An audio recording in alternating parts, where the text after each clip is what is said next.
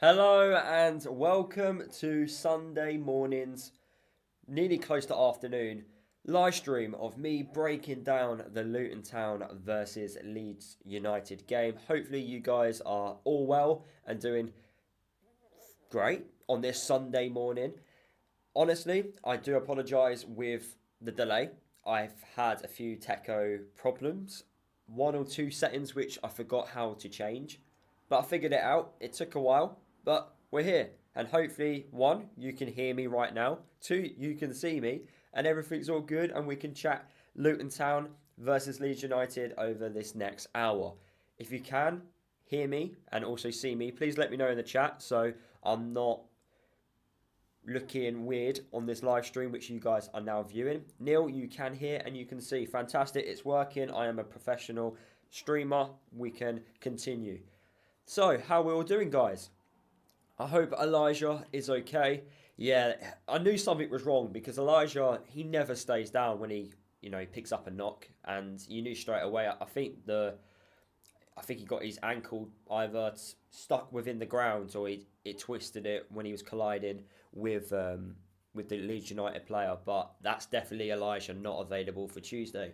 Be interesting to see what Matt Bloomfield does actually for Tuesday in terms of who's going to be up top with Morris. I think Morris is starting. I don't think he's going to drop him. We would have seen him drop by now if he was really going to drop him. So I do think Morris will be starting up top alongside, I don't know, someone like Nordas, Ali and Chong. My preference would be Ali. But we have to wait and see what Matt Bloomfield does on Tuesday. Morning, Lewis. Hope all is well. Thank you. And that comes from a Watford fan wishing me well. Wow. Fair play. Fair play indeed. All I can say is whoever found Makoso in Division 2 in Belgium deserves a knighthood. Neil, this is the same recruitment team that's had so much stick over the last year or so. So it's the recruitment team, the scouting team. I think our new recruitment man, Yusuf, who's part of the first team recruitment at Luton Town Football Club, I think he was responsible in finding him. So, honestly, yeah, it's a great find. And look how well he's doing. Miles put, would you rather be a hatter or end world hunger? Why do you have to ask these deep questions, man? Come on. That's just too deep. I'm not fully awake to answer, political questions like that. Let's stick it to the football, not... Yeah, political. Yeah. If the world did its job properly, we wouldn't have world hunger, would we? Hatters on the way, Miles. That is a strange question. I just got used to it. How are you, Lewis? I'm great. A little bit tired. I haven't had much sleep this week. I've been training in London for my new job. And I went to watch football. but I don't really sleep well in a new bed until after I've had a couple of, days in the bed itself. So I weren't really sleeping well. But I was also focusing on training for the new job which I had this week. So I am a little bit tired. This is my last day off until I go back to work on Monday. But at least I'm working from home on Monday, which is going to be a challenge because brand new job. Don't really know what I'm doing 100%, but it's going to be fun on Monday and see what happens. But yeah, I'm doing all right. I saw a post-match interview with Matt Bloomfield, and he said Elijah had to put ice on his knee. Was it on his knee? I thought it was his ankle. It looked like he was just hopping along. I guess you can still hop technically if your knee's gone. But yeah, he definitely looked worse for wear. Okay, it was definitely knee. I thought it was his ankle, to be honest with you. To be fair, I haven't actually watched Matt Bloomfield's interview after the game. I kind of like doing it today, like a day afterwards. So I will definitely give that a watch. It was definitely his knee, according to Bloomfield on Sky. Okay, knee then. So that's a shame. If it's a knee injury, probably a lot longer to recover compared to the ankle, because the ankle, I don't know why ankles are a lot more easier to recover from. I guess with your knee, it's the joint movement. Well, no, I guess ankle joint movement. I don't know what I'm saying. I'm not a medical professional, but for me, your ankle looks like it's more likely to recover than your knee. Because, yeah. They didn't sound too concerned, though, which is unusual for a knee. Yeah, that is strange. I still don't see him starting on Tuesday. I don't think they're risking with so many games. Well, I say so many games, but with games coming at us quite quickly, I don't think they're risking. It doesn't make sense as well to risk him. You've got, for me, Ali and Nordas, and potentially Chong if he wants to play him along, just, in that number 10 role in the starting 11 alongside Morris. So, yeah, there's plenty of options, so there's no need to rush Elijah. And also it gives opportunities for the likes of Ali and Nordas, who haven't had much minutes to, show what they can do in a Luton shirt. Who was my man of the match yesterday, Lewis? My man of the match was Christ Makoso. I thought he was unreal. Absolutely unreal. Quality player. First time, well, not first time, but I am running out of words to describe Christ Makoso. What a great find. 20 years old. He turns 21 in May. I don't think we're going to see him in a Luton shirt if he carries on these performances. I think we'll be okay until next season. But if we're staying up in the Championship next year and he's performing like he is doing right now, we are in for a treat. And it'd be interesting to see what formation Matt Bloomfield does, because I can see him definitely changing the formation next season as well. Who are the main players to worry about in the Stoke team, if any, in our current form? Let's have a look at the Stoke team. So I'm going to get the Stoke team up on my laptop. Let's see which players I am concerned with. I'm really bad with memory. They got former Luton Town player in Lewis Baker, a former academy player, shall I say. So for me, the biggest thing with Stoke is their goalkeeper, Victor Johansson. He's the one that, if we're going to struggle to score goals, it'd be because he makes the great saves. I think their left winger, Bay, he's got 8 goal contributions so far this season. He can play across the attacking three, also as a centre mid. He's had, I think, an okay season, considering it's not his first season in the Championship. It's his second season, but he's outdone what he did last year. And then they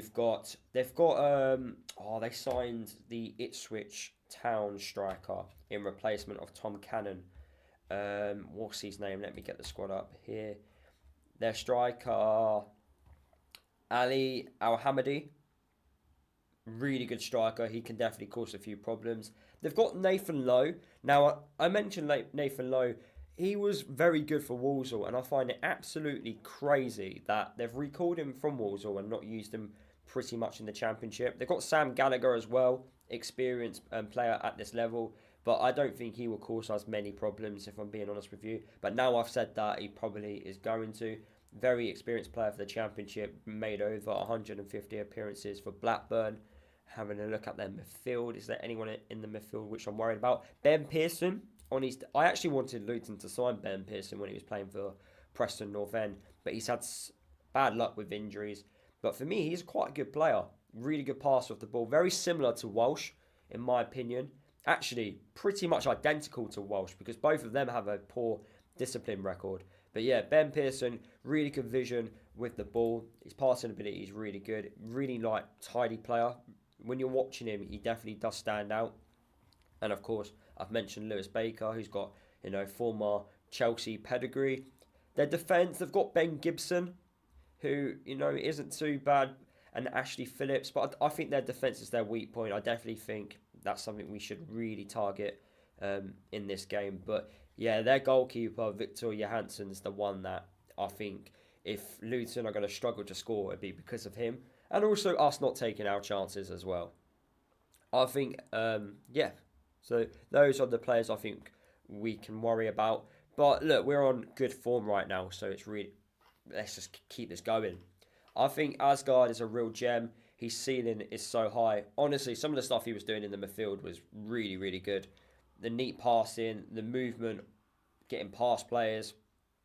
Honestly, I was delighted to see what he was doing. And he's only going to get better. Like, some people was like, oh, why are we signing players in League One? There's a reason why we signed him. He's a good player. When Makoso goes in the near future, we better get a big sell-on clause on him. We will, mate. We always do. With any youngster that leaves the football club, we always put in a sell-on clause. It's like a non-negotiable for Luton. James Justin still has one. But unfortunately, because James Justin's had so many big injuries, he's probably not going to be that player which we all thought he would be and break into England, the England squad, and become like a 40, 50 million pound player. It's a shame, but that's the risk you put in a deal. We also did the same with Jack Stacey as well when he left to go to Bournemouth, but Bournemouth ended up releasing him, so we didn't actually get any more additional money from Jack Stacey. If we keep playing the way we have been, then we shouldn't really fear anyone. Exactly. We've played Sheffield United, Borough, and Leeds United all at home, and good performances. So I cannot complain there. Why did it go wrong this season for Luton? On paper, it should be Watford in 23rd, not you guys. Honestly, lots of things. It's a combination of keeping Rob Edwards far too long in charge of the football club. He also made so many tactical mistakes. Also, the players not performing well, not signing more players in the in the summer transfer window. So there's a combination of things on why Luton are currently in the bottom three, and then you could also put in that we didn't sign a more experienced championship manager as well. But look, we're in this position because we've made a few poor football mistakes and now we've got to try and get out of it. And also our strikers have also let us down this season by not taking their chances, especially Adebayo, who's had the most out of everyone. The next game is a chance to move ahead of Derby because Derby's next game is Burnley. That is a good opportunity, and Burnley, with their current form, I think they're top of the league, aren't they, Burnley? They moved to the top table after Sheffield United lost against Oxford. Typical Blades. So, let me have a quick look at the table. So, Burnley are top of the Championship with 84 points. Their goal difference is 43. Sheffield United they're second with 83 points, but they would be top of the league if they didn't have the 2 points deduction at the start of the season. So they would actually technically be on 85, but they're on 83 with a goal difference of 26.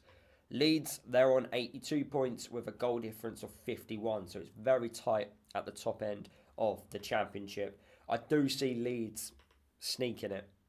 I think they are an unbelievable football side.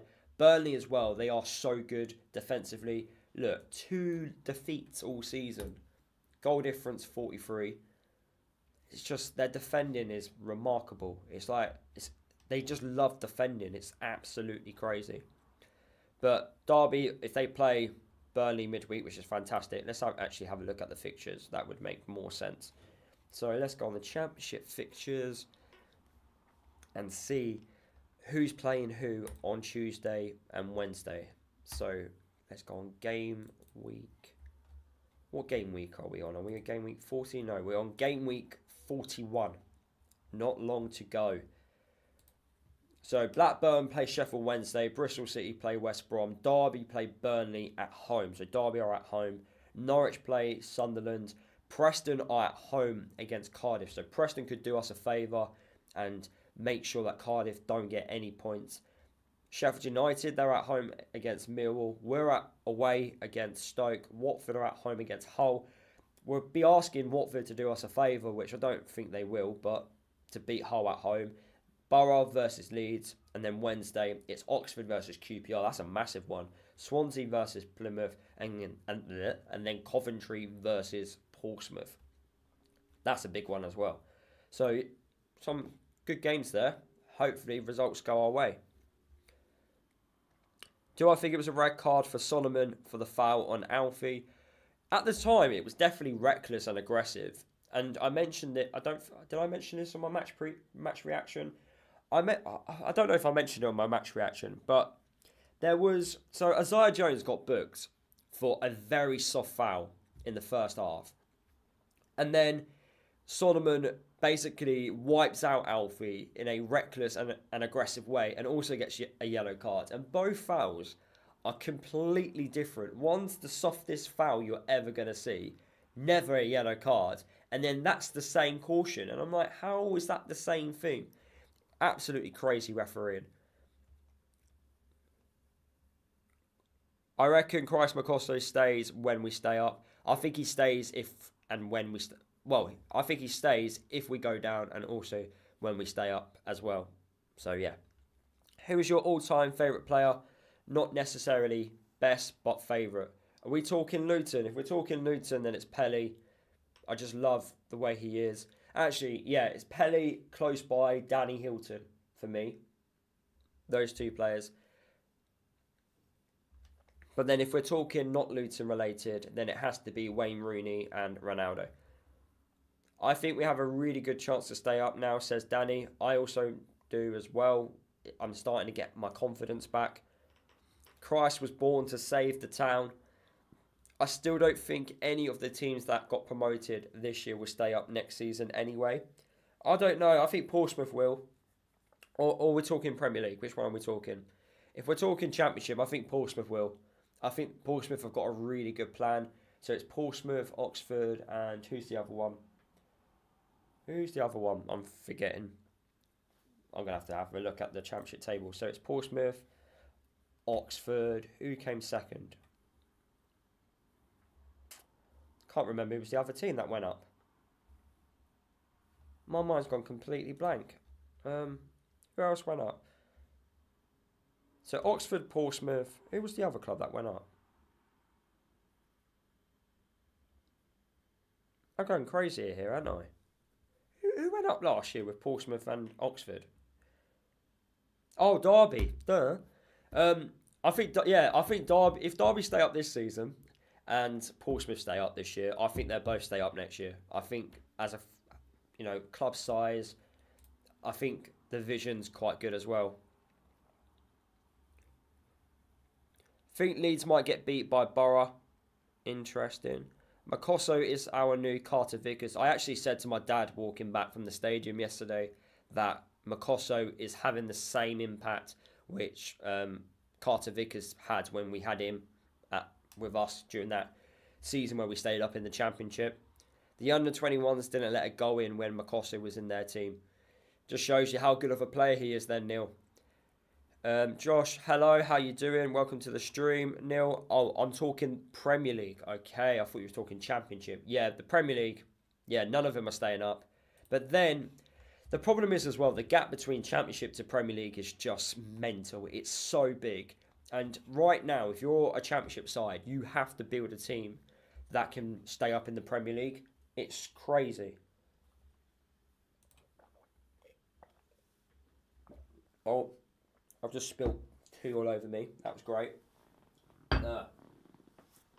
All over me. Fantastic. But anyway, what was I saying? Yeah, the gap between Championship and Premier League is absolutely massive. And with what was I saying? Yeah, Championship, you have to have like 6 to 7 players that are ready for the step up to the Premier League, a bit like what Brentford did. And if you look at the Brentford team now, they still have like 4 or 5 players that were part of their promotion winning squad in the Premier League right now. So that's what you've got to do. And then add additions when you're a Premier League side and not spend £100 million like some teams have. The gap is just so big. We need to take 6 points from the next 2. So if we go into the Easter weekend with a real chance of survival, we don't have to take 6 points from the next 2. We just need to keep averaging 2 points per game. And that will, I think, would do it. So if there's 6 games left in the... Yeah, there's 6 games left in the league. If we average 12 points, that would be good. Because I know we're going to lose. We're going to lose against someone. We might lose against Blackburn, which would be the banana skin. Because Blackburn are on a horrible run of form right now. And it'd be typical us to lose against that. So I do think a banana skin's going to happen. We're going to lose. But I don't know who it's going to be against. And hopefully it's not against a side that's just above us in the Championship. Hilton's still going at Charlton, but hasn't played much. He's part of the coaching staff now, Danny. Grew confidence after the last 4 games. Should have beaten Borough too. So realistically, should be having 4 wins instead of 3. But a draw and an unbeaten run. Best run in the season. I can't complain. Exactly. We're the only side in the Championship that's decided to go on their first unbeaten run towards the end of the season. So I'm glad that we're starting to do it. And hopefully it can continue. If we just don't lose a game from now to the end, that would be fantastic. Neil, I'm saying whoever gets promoted this season, Lewis, from the Championship to the Prem will come straight back down. Probably. And I think that's just due to the gap of how the quality gap. It's just mental and how much money you've got to spend to just stay up in the league.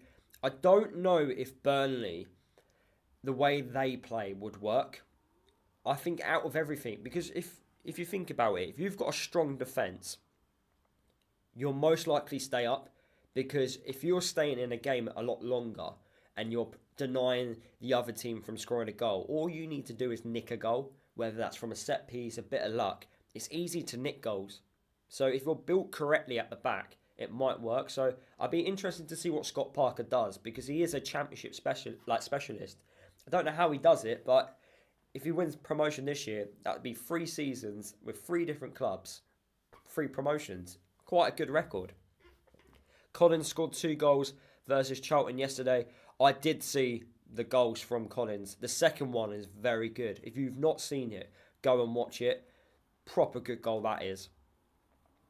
Did you read the report where the board openly admitted they should have spent in January? Yeah, to be honest, what else do we want them to say? We all knew they made mistakes. People want to know why.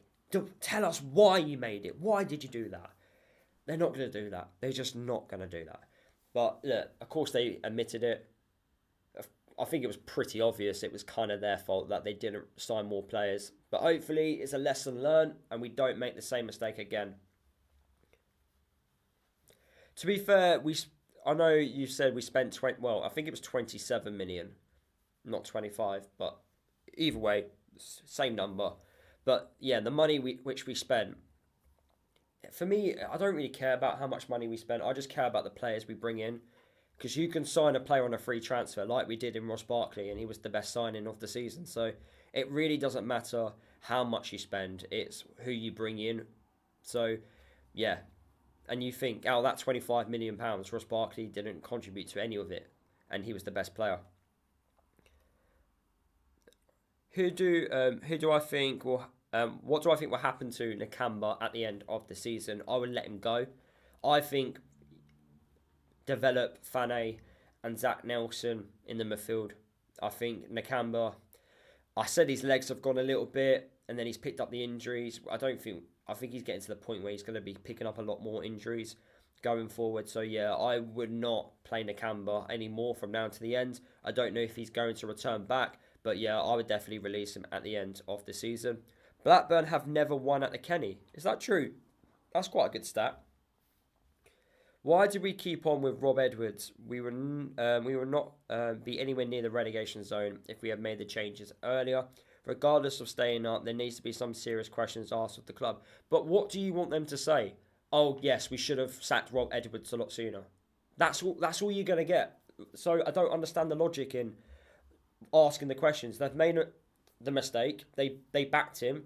You can understand if you look on it from their perspective. Their perspective would have been he won us promotion from the Championship to the Premier League. We had a good go in the Premier League. We might have let him down in the January transfer window in terms of recruitment in trying to stay up in the Prem. In the summer, we also made mistakes. So we gave him the benefit of the doubt because we made mistakes. We then offered him a new contract because we believed in what he was trying to do. And then it didn't work out. And then they wanted to give him more time during a poor run of form. That is what happened. Unfortunately, that was the incorrect decision. I do think that was the wrong one. But that's what they did. But what else are we expecting them to say? That's what I don't get. What are we expecting them? They're not going to come out and say... Yeah, I don't know what else they're going to come out with. I really don't know. Is Nakamba injured? Yes, he is. Neil, who do you think, if we get rid of Rob Edwards earlier, we would have still gone for Bloomfield, or do you think we would have gone for someone else? Well, different managers were available at the time, weren't they? So we might have gone down a different route. But even if we did bring Bloomfield in, let's just say November, I think we would have seen a reaction a lot sooner, because it does take time, and it's happened at every single club Bloomfield's been at. It's taken more than a month to get going. So he's had over 8 games. So, and we didn't win in the first 8, but now we're starting to do it. It just took too long, but that's on the board for not making the decision a lot sooner. Looking back at our January window, it was a very good window with how well Asgard, Makoso and a few others have been for us since January. I thought it was a very good window. For a side that was in the bottom, that was in the bottom 3 in the Championship, I thought it was a good window. We signed young, hungry, proven players. We signed some players with experience of Championship. And we added squad depth in areas which we needed to add squad depth in. I want to know why they kept flogging a dead horse. Well, all they're going to say is that we believed in him, and they kind of already have come out and said that. We wanted him to get out of this poor run of form after the successful bit he did at Luton. They've kind of already said that. It's been almost 5 years since we beat Blackburn 3-2 and stayed up in the Championship. That's a very long time. I'm late to the party, sorry, but I didn't know if you were streaming today. Yeah, I stream. I'm going to stream every Sunday. Every Sunday, I think that's going to be like my weekly stream. Definitely roughly in the morning, also at lunchtime. Good answer. I'm glad we're on the same page. Is that regards to the owners, Neil? They showed loyalty, and this is talking about the owners. I'd rather they had the nature than the alternative shotgun. I actually don't... I understood why they were giving him the loyalty. I completely get that. But I think what they were naive in thinking was that things were going to get better. That's what I think was the problem. I think they were a little bit blindsided to that, because I noticed when we played against Oxford at home, something was massively wrong, because Oxford were out fighting us. We lost from we were 2-0 up in the game. Oxford came back in to draw 2-2, and I thought Oxford outplayed us and should have walked away with the 3 points. And I walked away thinking, he's done. Something's wrong. He's lost his touch. He isn't the same man. And then also, I think they were very blindsided after Borough. He was a defeated man. When he came out and did that post-match interview, he was done and dusted. He was defeated. He could not continue. So that should have been a clear indication to go, right, yeah, we need to let you go, rather than give him another 2 more months to keep losing games of football. What didn't help was when we were winning the odd game, and that kept him in charge for another 2 weeks, because you're not going to sack him after winning a game of football. Like, we beat Cardiff, where it was quite a poor performance. We beat Hull, which was a poor performance at home. The same with Stoke, was poor. Derby at home was poor when we won late on. So those types of wins in the latter stages of last year were keeping him in the job for another 2 more weeks, which wasn't helping the situation. So yeah, I think they were a little bit blindsided, but I do understand why they gave him the loyalty after what he achieved at the football club.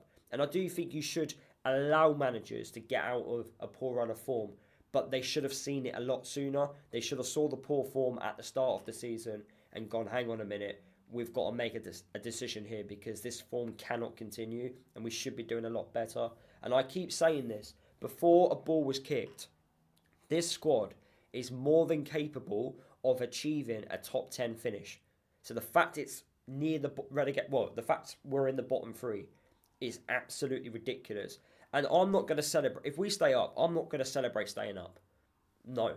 I'm going to forget about this season as quick as possible. I'm going to put this season to one side and hope I never see a repeat of this year ever again, because it's been absolutely horrific. And some of the players, and I still say it, need to have a hard good look at themselves and decide whether or not they want to continue at this football club.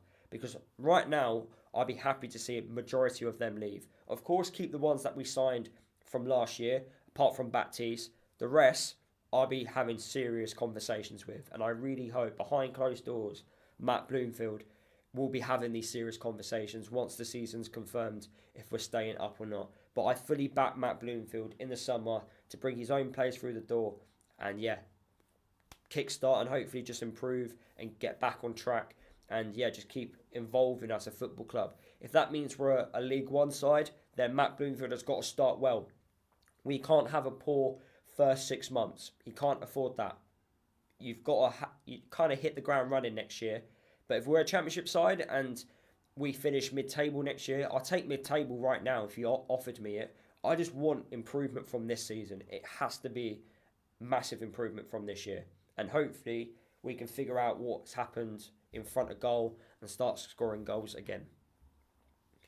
Realistically, if we stay up, and that is a big if, chances are we will be in a similar situation than we would have been if we sacked Rob earlier going into next season. Realistically, if we stayed up. I don't get what you mean, Stephen. Yeah, I'm a bit confused by what you mean by that comment. Realistically, if we stay up. I don't see how we would be in a similar situation when we sacked Rob earlier on in the season. I don't get what you mean by that comment. Do you think many players will have a relegation release clause? They would have had one from last season in the Premier League, but not from the Championship, I don't think. I'm glad that the Luton fans clapped on the 25th minute yesterday as well. It showed that we are a class club. Yeah, I felt the Leeds players, they should have stopped playing. They were trying to attack during that 25 minutes, which was quite annoying because we weren't going to clap then if they scored the goal. That made sense. But I feel like in that situation, I feel like the referee should have known. Right, the whole stadium's clapping for to show respect after the two Leeds fans that sadly got killed in Turkey. So you would like to think the ref will go, right, yeah, everyone can just clap, stop the game, and then carry on, and then just add that minute on at the end of the match. That was a bit annoying because Leeds were got a corner and could have scored during that minute, which was quite frustrating. But yeah, I thought it was class. Everyone standing up and showing support for the Leeds United fans. Will we come straight back up and spend money if we go down? That is a big question. There's so many tough teams in League One, so you can't even guarantee it. Unless you do a Birmingham and you fully go in and you get a £15 million striker, which is just ridiculous in itself. But I can't see Luton doing that. It's lots of question marks. It all depends how well we do in the summer, how many players. It all depends on how many players we bring in and the quality we bring in. I think almost everyone thought we would finish top half and would be fighting for a playoff and promotion and not fighting relegation. You should look back at the comments in your table prediction, Lewis. Yeah, Danny, honestly, I said I would be happy with top 10 in my prediction video, and so many people was like, Lewis, you're being not what you're saying. You're not being ambitious enough. But I always feel like if a team gets relegated from a division, the division they go into the following season, they should be finishing in the top 10. Otherwise, something dramatically has gone wrong. Do you think Luton fans were wrong in criticising Rob Edwards' 5 at the back system now that it's somewhat working with Matt Bloomfield? No, because the difference is Matt Bloomfield has changed certain things with the 5 at the back. There's different ways to play 5 at the back. Matt Bloomfield has changed it. The reason why Luton fans were, including myself, was criticising Rob Edwards was because we could not defend. We were conceding far too many goals, and then we weren't also scoring as well. So the system just wasn't working, so it needed a change. And he was also playing players out of their position. Like, so Chong was playing as a left wing back and as a right wing back. The same with Burke. We were forcing players to play in certain positions, which they clearly weren't natural and good enough to do. And we were losing games of football. And he wouldn't change the system to adapt to the players that he had available. It was stupid. It was pathetic. Going into that game against Burnley, playing Walters, Ted and Menji, and also Joe Johnson as your back three is absolutely ridiculous. And that's the reason why we lost 4-1. Completely stupid. It's stupid. I still can't get over why we did that. Change the system. Change to a back four. Play, 2 rows of 4 and make it really, really difficult for a team to break you down. If we have done that in the first game of the season, I don't think many people would have complained if we got a point, especially with the injury crisis, which everyone knew, which we had going into that game. So the 5 at the back under Rob Edwards is totally different to the 5 at the back under Matt Bloomfield. Matt Bloomfield has just kind of simplified things, made us a lot harder to break down. As you can see now, we're not many teams are breaking through us. When teams score goals against us now, they're working quite hard to score against us. Rather before, they were finding it so easy to score against us. So, yeah, that's what the massive difference is. And also going forward, we are entering the final third a lot more under Matt Bloomfield. We're causing problems a lot more and getting in these dangerous areas. So Matt Bloomfield has made a lot of changes in order to get the 5 at the back system to work. But it's a system which I don't think he wants to play going forward. Yeah, that was a real head scratcher. Honestly, yeah, the Burnley game was ridiculous. How did you score 52 goals in the Premier League with these players? Simple answer to this, we were direct, we were aggressive, we fought for everything, and we knew that our direct style of play would cause teams all sorts of problems. That's why. And also we had Ross Barkley, who was just on another level. It's not a popular opinion, but when we got promoted, our squad and players were never the best in the league. The players played out of their skin. It was a major achievement. I don't say that's not a popular opinion. I would say that is a popular opinion. To go straight back up to the Prem was never likely. It wasn't likely. It was never likely, but there was still a chance because we had the Premier League money. There was a good opportunity for us to go back up, but we didn't really invest the money well in the players we brought into the football club. Baptiste definitely being one of them. If we actually replaced Ross Barkley with a very good midfielder, who knows what would have happened this year. But the fact that we weren't able to, and we were never going to keep Ross Barkley in the Championship, you just don't do that. So, yeah, it kind of was a massive, back to reality check. But even before the Premier League, we were still one of the sides that were capable of competing for a playoff position without Premier League money. So the fact that with Premier League money, we're not able to do it, that's why fans are disappointed. Should we try and buy Lokonga? I thought he was good for us. The problem is with Lokonga, massive injury record, constant injuries, and he's playing in La Liga with Seville, and he's getting so many injuries there as well. So I think it's not the wise decision to go back in for him unless he improves his injury record. We have a more settled backline now and some good players on the bench. I wonder if we will see Menji on the pitch again this season. Well, Ted and Menji should not be walking straight into the team right now. Unless we get injuries and suspensions, there's no way we should be changing the defenders at the back. Even Cal Naismith can't get into the side.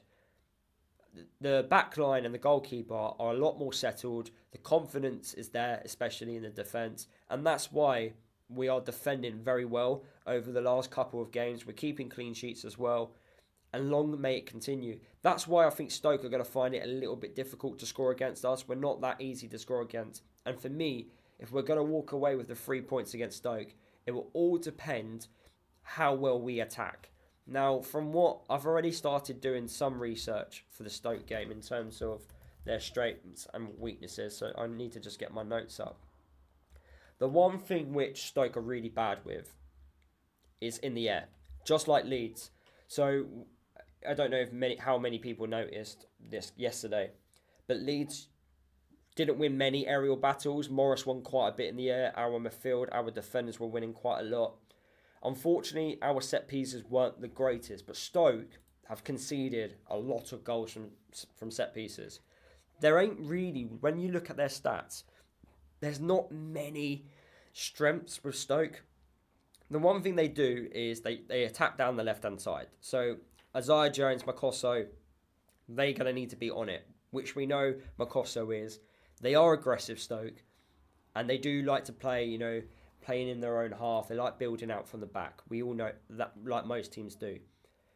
But what they would try and do is they would try and catch us in the spaces. So what they would do, they'll pick the ball up from the midfield, and they'll wait for their wide attacking players to run in behind, and they just put a couple or through balls in, and they see if they can try and break us down that way. But if we are smart with the offside trap, it could work in our favour. But yeah, defending set pieces, they're not the greatest. They don't really know how to stop teams from creating chances against them. So we can be a little bit front-footed in this game and take a little bit more risks. From looking at their players as well, they make constant individual errors, so we can force a mistake out of them. And yeah, them themselves don't finish their chances. So it's a good opportunity for us. I know they beat QPR recently, 3-1 at home, and they also got a point away against Preston, which is a tough place to go. But I back us to do well. If you look at their last 6 games, so they got a point at home against Watford, which was 0-0. They had a good opportunity to get a point away against Coventry. I actually watched that game, and Stoke were very unlucky not to walk away with something, but Coventry won 3-2. Then Stoke beat Blackburn 1-0 at home. Then they lost 1-0 away to Millwall, beat QPR 3-1, and then they got a point against Preston away. So they are getting points, and they are performing in certain games. But I think if you pile on the pressure to them, you can definitely get some points from them. Why have our set pieces become so poor now? It was our strong point, but now we get nearly nothing from them. It's very strange, the set pieces, I have to be honest with you. I don't understand it. Like Matt Bloomfield, when he was at Wickham, they were very good with set pieces. It was one of their strongest. It was one of their strongest bit about the team. They were scoring a lot of their goals from set pieces. But for some reason, that hasn't translated over. Now, we did actually get rid of our set piece analyst. He left to actually go to Plymouth, actually. But that was under Matt Bloomfield. He made that decision to decide, actually, I want to make a change in the set piece department, in the analyst department. So the fact that we haven't scored from a set piece, it's strange a little bit. Well, we have scored from a set piece, but we're not deadly from set pieces. It is a little bit strange. Walsh is taking the corners and the free kicks. I think Alfie had a couple himself. But yeah, it's weird, and it definitely needs to be looked at because we're not as deadly as we used to be from them. Maybe we need to just resort back to the old method, which was like float it to the back post. McGuinness wins the first, or Morris wins that first initial contact, and then we win the second. But yeah, we need to re-look into that. We need to get back to the drawing games we should lose and winning games we should draw. We have lost our way a bit because we haven't brought players who want to prove themselves or fight for the club. Well, we've brought players in that do want to prove themselves in the January transfer window. We just need to start playing more of those players. Yeah, we should not break up the familiar backline. We haven't had that in a while. Yeah, we are always constantly making changes at the back. Kaminsky is a confidence player and needs a settled defence in front of him. My biggest concern is you cannot have a confidence goalkeeper, a confidence type player in a goalkeeper, because goalkeeper, the mentality is different. Like, you make a mistake, you most likely cost your team the 3 points or a goal. So you kind of need to be strong mentally. So I don't like having a confidence player in goal. He made a fantastic save in the first half. Just before we scored our goal from the free kick, which Leeds United had, it was on the left-hand side. A ball whipped in. I think it could have been either one of the Leeds players. We were ball watching a little bit. We left our markers. But it was a fantastic save from Thomas. And he also made a really good one in the second half as well. But when he made the save in the first half, I stood up and clapped because I thought, unreal, great save. Easily could have gone in. So he is a fantastic shot stopper. There's no denying that. And him sweeping off his line, commanding his area, talking to his defenders. That's what you got to do. And the defenders in front of him as well, they have also got to talk to him. Because a lot of stuff which we can prevent, like giving the ball back cheaply from just not communicating with each other, stuff like that, you can easily just prevent certain things from happening. We don't want to be giving away stupid throw-ins in certain areas of the pitch, giving away fouls, giving away corners. Just got to communicate with each other. So, yeah, things are slowly getting better in that department, but we have to be honest as well. He's conceded over 140 goals over the last 2 seasons. Yes, we were in the Premier League last year. We were going to concede goals last year. But his performances this year have not been good enough, in my opinion. And it's something that needs to... he needs to improve. You know, from now to the end of the season, I want to see a really good goalkeeper. I want to see one of the best in the Championship. So, fingers crossed he can do that.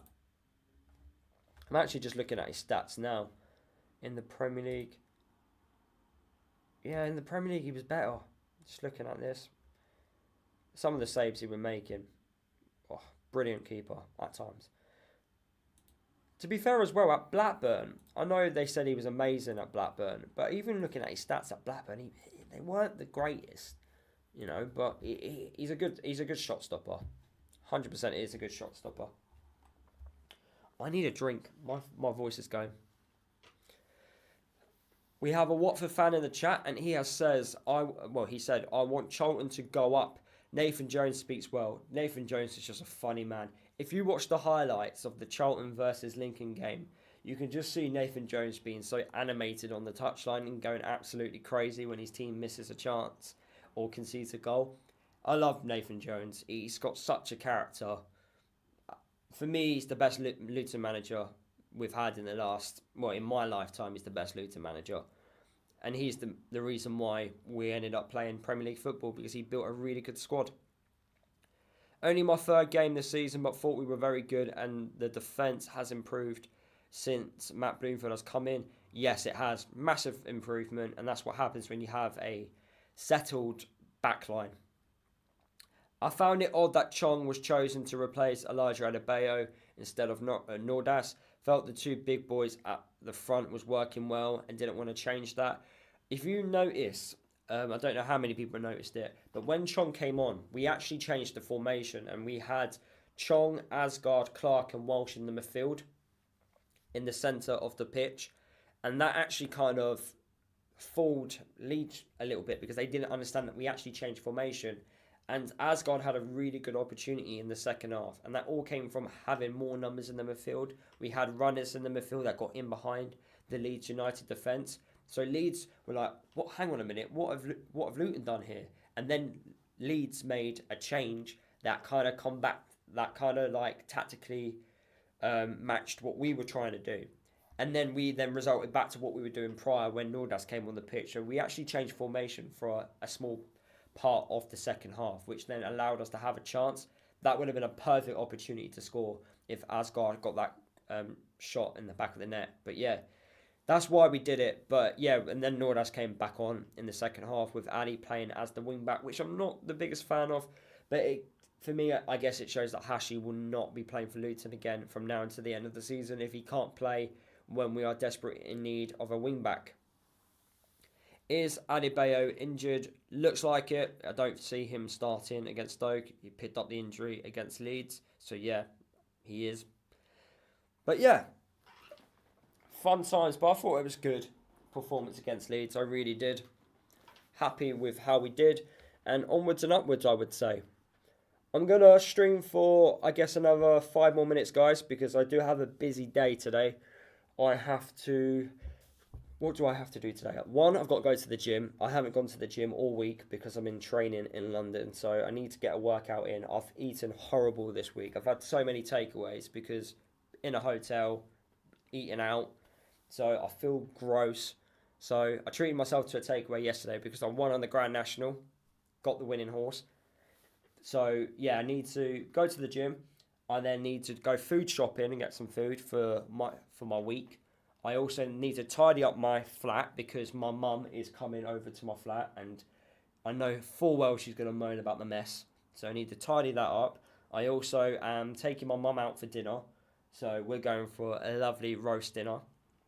And then I'm also taking my mum to bingo. So bingo night, Sunday night at the pub. She's going to love it. So that's my plan for Sunday. And I've also got to make, while I've got to do those 5 things, I also have to make a video as well. My 5 things which we learnt from the Leeds United game. And also watch the football as well. So I'm going to have the football on in the background while I tidy up, while my video's uploading and, doing what it needs to do. But yeah, it's going to be a busy day. But I need to make sure that I'm back in time for 2 o'clock because that's when I think the first game of Super Sunday is. What's the game today? I know it's the Manchester derby is on today. I can't remember what's the early kickoff. The one at 2 o'clock. It's Fulham versus Liverpool. That's the early kickoff game. So I want to kind of get back for that game. And then, yeah, just enjoy that put that on in the background while I do all my things I need to do. Jones is wasted in our defence. 40 speed was useful yesterday. What do you think, Lewis? For me, Isaiah Jones, he doesn't use his speed to his full advantage. And he really frustrates me when he's one-on-one with the defender and he doesn't beat the player with his pace. He needs to work on his end product. For me, he is a wing-back, though. This is the thing what people need to remember. He is a wing-back. That's what he was playing with. That was his position at Middlesbrough. But he can also play further forward as a right attacker. But I think next year we'll see that, but not this year. Strange that Naismith is on the bench, but Bell is in the team. But the reason why Bell's in the team is because we're keeping clean sheets and also winning games of football. At the moment, Bell, I felt out of the defence was the weaker one. He did make he had 1 or 2 moments where his passing cost us a little bit and Leeds United nearly scored from. And I do think players target him a little bit more because he's lost that bit of pace about him. So I do see your point about Naismith playing as the left-sided centre-back. But yeah, I don't think you change a winning backline. Get your mum to clean your flat. My mum would not clean my flat. Not a chance. Would you have Walton as our number 2 next season instead of Krul and Shea? Or do you think we're going to keep loaning him out or sell him? I think he's out of contract at the end of the season. And I also think he's moved to Scotland.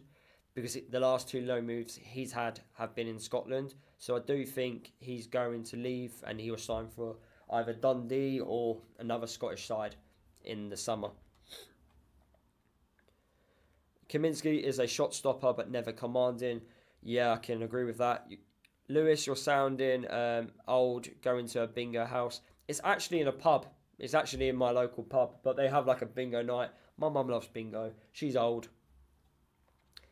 The red card at Portsmouth set the tone for the season. I think the red card at Portsmouth for Thomas Kaminsky I think it knocked his confidence, as we've already spoken about in this live stream. He is a confidence player. So I do think that knocked his confidence and he just didn't want to come off his goal line, which is annoying because you've got to come off your goal line at times.